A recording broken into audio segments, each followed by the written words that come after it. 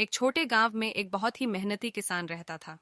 वह किसान अपनी जमीन पर फसलें उगाने के लिए दिन रात मेहनत करता था। उसकी मेहनत से उसकी जमीन पर खूबसूरत हरियाली फैल गई और उसने अपनी परिश्रम के फलस्वरूप बहुत सारा अच्छा मुनाफा कमाया। एक दिन किसान ने देखा कि उसकी खेत में एक चींटी रह रही है और वह उसके फसलों को खा रही है।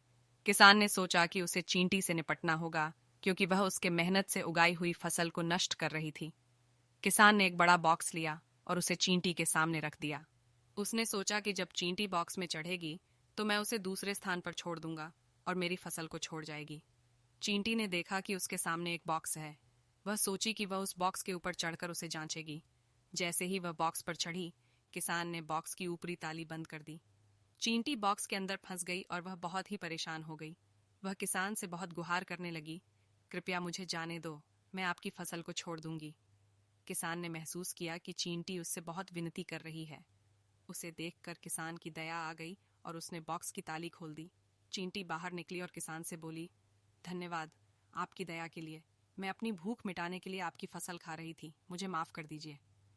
किसान ने चींटी को माफ कर दिया और बोला, चींटी, तुम मेरी फसल को नष्ट कर रही थी, लेकिन मैंने तुम्हें छोड़ दिया। मैं तुम्हारी भूख को समझता हूँ और तुम्हारे लिए कोई और स्थान ढूंढ लूंगा जहां तुम खुश रह सको। चींटी ने धन्यवाद कहते हुए वहां से चली गई। ये कहानी हमें यह सिखाती है कि हमेशा अपनी मेहनत के माध्यम से पैदा की गई वस्तुओं की सुरक्षा करनी चाहिए।